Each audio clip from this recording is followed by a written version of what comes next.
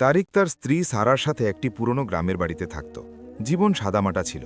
সকালে সে খেতে কাজ করতে যেত এবং সন্ধ্যায় ক্লান্ত হয়ে ফিরে আসত। বিয়ের 5 বছর পর্যন্ত তাদের কোনো সন্তান হল না। এই অভাব তাদের দুজনের হৃদয়কে দুঃখ ভারাক্রান্ত করে দিয়েছিল। প্রায়ই তারা ভাবত জীবনের এই সফর কিভাবে কাটবে, কিন্তু আল্লাহর ইচ্ছার সামনে মানুষের কোনো হাত নেই। দুজনেই ধৈর্য ধরল। সন্তান না হওয়ার কারণে তারিকের আচরণ বদলাতে লাগল। সে তার স্ত্রীকে অবহেলা করতে শুরু করল এবং মাঝে মাঝে তাকে তুচ্ছও মনে করত। কিন্তু সারা সাহস হারাল না। সে নীরবে সব সহ্য করত এবং দিন রাত আল্লাহর কাছে দোয়া চাইত যেন তাদের সন্তান দান করেন। বছর কেটে গেল। 7 বছর পর আল্লাহ তাদের উপর দয়া করলেন এবং একটি কন্যা সন্তান দান করলেন। সারা খুশিতে নেচে উঠল। তার দোয়া কবুল হয়েছে। তারিকও বাহ্যিক খুশি দেখালো, কিন্তু মনের ভেতর সে মেয়েকে বোঝা মনে করতে লাগল।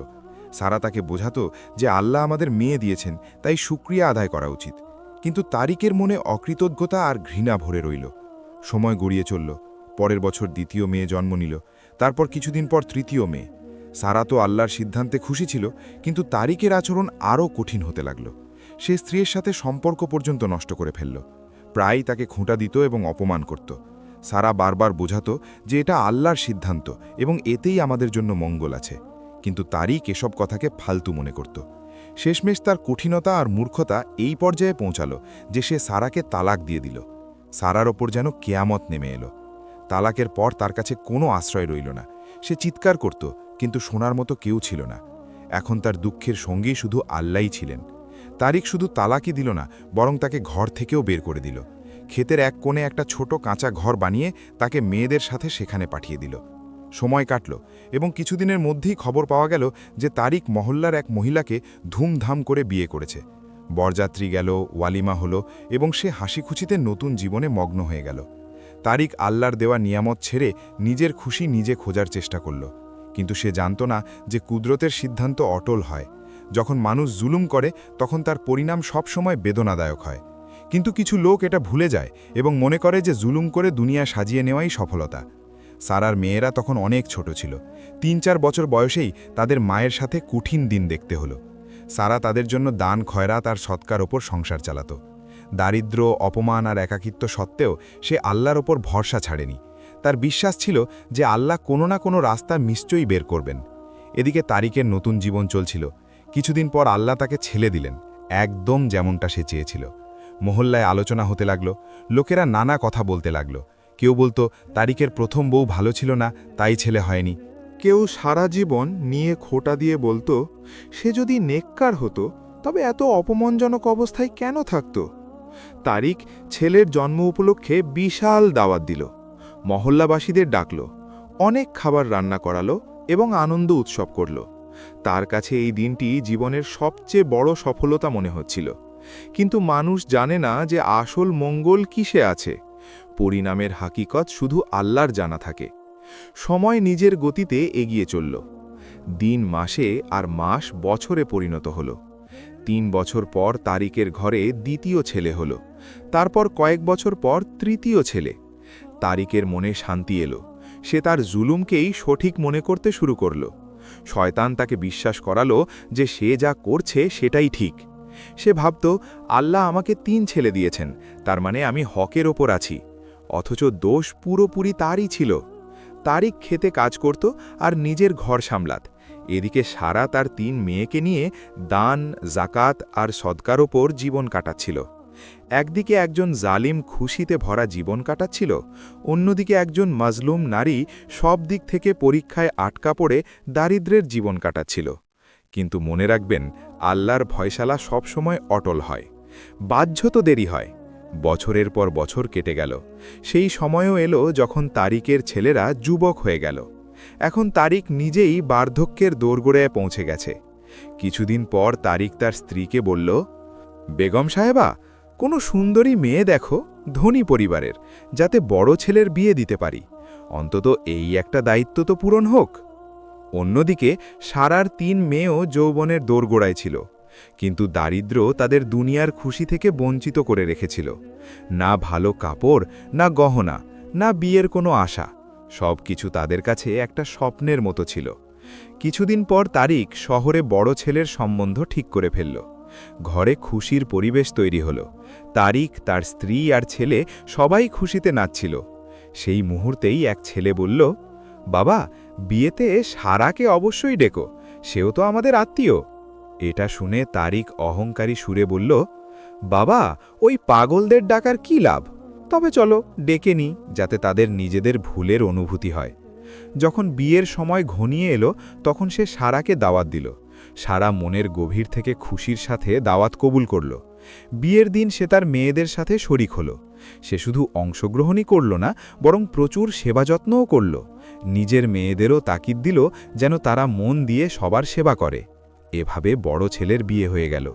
কিছুদিন পরেই তারিকের দ্বিতীয় ছেলের, তারপর তৃতীয় ছেলেরও সংসার পাতা হলো। এখন তারিকের ঘর খুশিতে ভরে গিয়েছিল। সবদিকে হাসি খুশির পরিবেশ ছিল।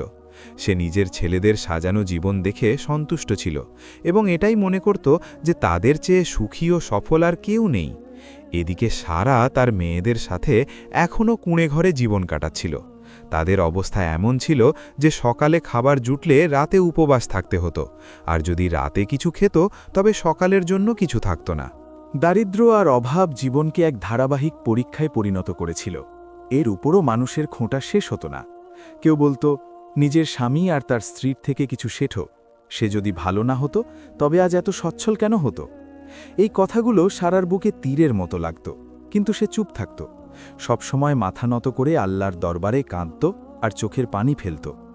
এখন তার সামনে 3 মেয়ের দায়িত্ব ছিল, আর অন্যদিকে বার্ধক্যের ছাপ তার শরীরকে দুর্বল করে দিচ্ছিল। কিন্তু তবুও সে ধৈর্যের সাথে সব সহ্য করে গেল। কিন্তু মনে রাখবেন, আল্লাহর দরবার থেকে কখনো নিরাশ হতে নেই। তিনি তার বান্দাকে অঢেল দান করেন, শর্ত শুধু ধৈর্য, কারণ তাড়াহুড়ো শয়তানের কাজ। কিছুদিন পর শহরের এক ভালো ও সম্মানিত পরিবারের লোকেরা পাত্রী খুঁজতে খুঁজতে সারার বাড়িতে এসে পৌঁছাল। তারা সারার দ্বিতীয় মেয়েকে দেখল, যে ছিল সুন্দরী ও সচ্চরিত্রবান, এবং তার সম্বন্ধ চাইল। সারার জন্য এই মুহূর্তটি ছিল খুশির, কিন্তু ঘরে কোনো পুরুষ ছিল না যে সবকিছু যাচাই করবে। তাই সারা নিজেই সাহস করল। সে তাদের বাড়ি গেল, যতটা সম্ভব খোঁজখবর নিল এবং অবশেষে হ্যাঁ করে দিল। কিছুদিন পর দ্বিতীয় মেয়ের বিয়ে ধুমধাম করে হয়ে গেল। মহল্লাবাসী অবাক হয়ে গেল যে এরা কারা, যারা এক গরিবের ঘরে সম্বন্ধ করতে এসেছে। কিন্তু আল্লাহ যা লিখেছিলেন তাই হল। এভাবেই সময় কাটতে লাগল। সারার বড় মেয়ে ছিল সচ্চরিত্রবান। দারিদ্র্যের কষাঘাত তাকে আরও নরম মনের ও সেবাপরায়ণ বানিয়েছিল। ভালো আচরণের কারণে সে সবার মন জয় করে নিত। এই গুণ দেখেই শহরের এক সম্মানিত পরিবার তাকে তাদের ছেলের জন্য পছন্দ করল। তার বিয়েও হয়ে গেল। এখন আল্লাহর রায় শোনাবেন, জালিমকে শাস্তি আর মাজলুমকে সিংহাসনে বসাবেন। কিছুদিন পর তৃতীয় মেয়ের বিয়েও হয়ে গেল। তারপর সারা বাড়িতে একা রয়ে গেল। কিন্তু আল্লাহ তাকে একা ছাড়লেন না। তার এক জামাই, যিনি ধনী ব্যবসায়ী ছিলেন, তিনি সারাকে শহরে একটি দামি বাড়ি দিলেন, যাতে তিনি তার স্ত্রী ও শাশুড়ি দুজনকেই সেখানে সম্মানের সাথে রাখতে পারেন। এই খবর সারার জন্য কোনো চমকের চেয়ে কম ছিল না। সে অনেকবার না করল যে মেয়েদের ঘাড়ে বোঝা হওয়া ঠিক নয়, কিন্তু মেয়েদের জোড়াজড়িতে সে শহরে চলে এলো। কিছুদিন পর সারার তৃতীয় মেয়ের স্বামীও তাদের বাড়িতে থাকতে শুরু করল। এভাবে আল্লাহ সারাকে সম্মান ও শান্তি দান করলেন।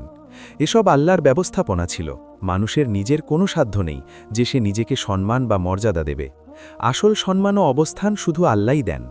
এখন সারা শহরে এক সম্মানিত ও সচ্ছল নারী হয়ে উঠেছিল। তার নিজের বাড়ি ছিল, ছোটখাটো ব্যবসা ছিল যা তার জামাই চালাত, এবং গবাদি পশুও ছিল। এসবই আল্লাহর পুরস্কার ছিল এবং সারার সত্যবাদিতার প্রতিদান। অন্যদিকে তারিক তার ছেলেদের সাথে গ্রামে বাস করছিল, কিন্তু সময়ের সাথে পরিস্থিতি বদলাতে শুরু করল। তার 2 ছেলে জমিদারি করতে অস্বীকার করল। তারা শহরে গিয়ে ব্যবসা করতে চাইল। বাবা কঠোরভাবে বাধা দিল, কিন্তু মতভেদ বাড়তে থাকল। অবশেষে 2 ছেলেই ঘর ছেড়ে শহরে চলে গেল। এখন তারিক শুধু তার স্ত্রী আর এক ছেলের সাথে রয়ে গেল। কিছুদিন পর তৃতীয় ছেলে এক দুর্ঘটনায় পানিতে ডুবে মারা গেল। এই শোক তারিকের জন্য সহ্য করার মতো ছিল না। যুবক ছেলের মৃত্যু তার দুনিয়া কাঁপিয়ে দিল।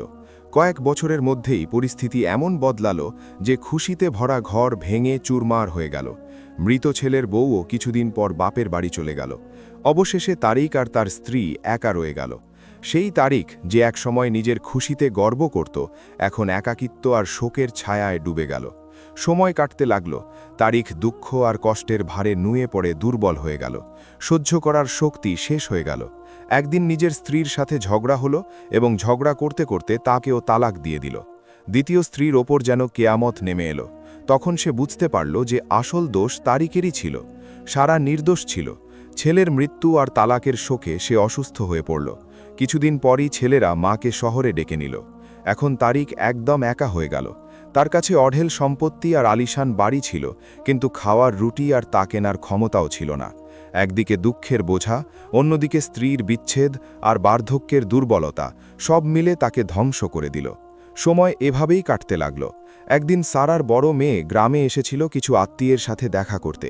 পথে সে এক বৃদ্ধ লোককে দেখল। অবস্থা খুব খারাপ, কাপড় নোংরা, চুল এলোমেলো, মুখে বিষাদ আর চোখে শূন্যতা। তাকে পাগলের মতো লাগছিল। সারার মেয়ে স্বামীকে বলল, চলো কাউকে জিজ্ঞেস করি তারিক জমিদারের বাড়ি কোথায়। আমার মন চাইছে আমি তাকে দেখি। সে আমাদের ওপর অনেক অত্যাচার করেছে, কিন্তু সে আমার বাবা, আমার রক্ত, আমি কিভাবে না দেখে চলে যাই। তার স্বামী কাছে গিয়ে ওই বৃদ্ধকেই জিজ্ঞেস করল, চাচা, এখানে তারিক নামের জমিদারের বাড়ি কোথায়? বৃদ্ধটি অশ্রু ভরা চোখে তাদের দিকে তাকালো এবং কাপা কাপা গলায় বলল, বাবা, আমি সেই পুরা কপাল তারিক, বলো কি কাজ? মেয়ে বাবার অবস্থা দেখে চিৎকার করে কেঁদে উঠল এবং সাথে সাথে শহরে নিয়ে গেল। হেকিম দিয়ে চিকিৎসা করালো এবং সেবা যত্ন করল। তার স্বামীও নেককার মানুষ ছিল।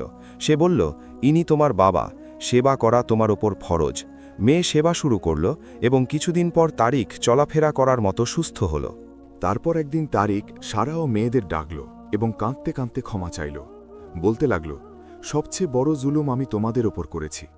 সন্তানের দূরত্ব আর স্ত্রীর বিচ্ছেদ আমাকে ভেঙে দিয়েছে। কিন্তু আমি জানি তোমাদের দুঃখ একটা ক্ষমায় শেষ হবে না। আল্লাহর বিচার বড়। যখন তিনি ধরেন তখন কেউ বাঁচতে পারে না। তারিক কাঁদতে কাঁদতে বলতো যে সারা নির্দোষ, দোষ আমার। সম্মান তার পাওয়ার কথা ছিল, সে পেয়েছে। অপমান আমার পাওনা। মেয়েরা না থাকলে আমি দাঁড়ে দাঁড়ে ভিখারি হয়ে ঘুরতাম। ছেলেরা আমাকে ভুলে গেছে। তারিকের এই অসহায় অবস্থা দেখে সবাই সান্ত্বনা দিল। বাবার অবস্থা দেখে মেয়েরা খুব কাঁদল এবং আবার বাবার সেবা করতে লাগল। সারার চোখ অশ্রুতে ভিজেছিল, কিন্তু এখন আর কিছু করার ছিল না। শুধু মেয়েদের সেবার তাকিদ দিল। কিছুদিন পর তারিক এক কঠিন রোগে আক্রান্ত হল। সারা রাত যন্ত্রণায় ছটফট করত আর চিৎকার করত।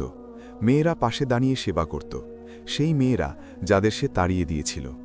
তারিক দেয়ালের দিকে মুখ করে চিৎকার করে নিজের জুলুম আর মেয়েদের ভালোবাসার জন্যে কাঁদত। ভাবত, যাদের বোঝা মনে করত তারাই আজ আশ্রয় হয়েছে, আর যে ছেলেদের নিয়ে গর্ব করত তারাই শত্রু বের হল। অবশেষে তারিক মারা গেল এবং আল্লাহ সারাকে খালি হাত হওয়া সত্ত্বেও সম্মান ও মর্যাদা দান করলেন। এই গল্পে আমাদের জন্যে বড় শিক্ষা রয়েছে। প্রথমত, মানুষের চিন্তা সীমিত। আমরা ছেলে বা মেয়ে চাই নিজের ইচ্ছা মতো, কিন্তু আল্লাহ যা দেন তাই আমাদের জন্য উত্তম হয়। এর ওপর ধৈর্য ও শুকরিয়া জরুরি, নতুবা পরিণাম ভয়াবহ হতে পারে। দ্বিতীয় শিক্ষা হল, বিপদ আসলে মানুষকে খোঁটা দেওয়া সবচেয়ে বড় অন্যায়। আমরা জানি না এটা পরীক্ষা নাকি শাস্তি। এই সিদ্ধান্ত শুধু আল্লাহর। এমন কথা কারো কষ্টকে দ্বিগুণ করে দেয়। কারো ওপর বিপদ আসা মানেই সে ভুল পথে আছে, এমনটা ভাবা ভুল। তৃতীয় এবং গুরুত্বপূর্ণ শিক্ষা হল, কন্যারা রহমত, বোঝা নয়। যদি তারিকের মেয়েরা না থাকত তবে সে অসহায় হয়ে মরত। আল্লাহ যা দেন তার উপর সন্তুষ্ট থাকো, কারণ আসল মঙ্গল তাতেই আছে। আর মনে লেখো, জুলুম কখনো মাফ হয় না। তার শাস্তি দুনিয়া ও আখেরাত উভয় জায়গাতেই পাওয়া যায়। আমার আশা আপনারা এই গল্প থেকে নিশ্চয়ই কিছু শিখেছেন। আরও গল্প দেখতে আমাদের চ্যানেল সাবস্ক্রাইব করুন এবং বেল আইকন টিপুন, যাতে প্রতিটি নতুন গল্প আপনাদের কাছে পৌঁছতে পারে। ভিডিওটি বেশি বেশি শেয়ার করুন, লাইক করুন এবং কমেন্টে আপনাদের মতামত অবশ্যই দিন। আপনাদের সহযোগিতার জন্য ধন্যবাদ। এরকম আরও শিক্ষণীয় গল্প শুনতে আমাদের চ্যানেলটি সাবস্ক্রাইব করে রাখবেন। ইনশাআল্লাহ আপনাদের জন্য যাতে আরও সুন্দর সুন্দর ইসলামিক গল্প নিয়ে আসতে পারি, এজন্য দোয়া করবেন। জি, দেখা হচ্ছে পরে কোনো ভিডিওতে। এ পর্যন্ত আমাদের পাশে থাকবেন। আর একটা গুরুত্বপূর্ণ মেসেজ, আমরা মুসলিম হিসাবে সবার ওপর 5 ওয়াক্ত নামাজ ফরজ। আমরা 5 ওয়াক্ত নামাজ আদায় করব, রাসূল সাল্লাল্লাহু আলাইহি ওয়াসাল্লামের ওপর দরুদ পাঠ করব। আসসালামু আলাইকুম ওয়া রাহমাতুল্লাহি ওয়া বারাকাতুহু।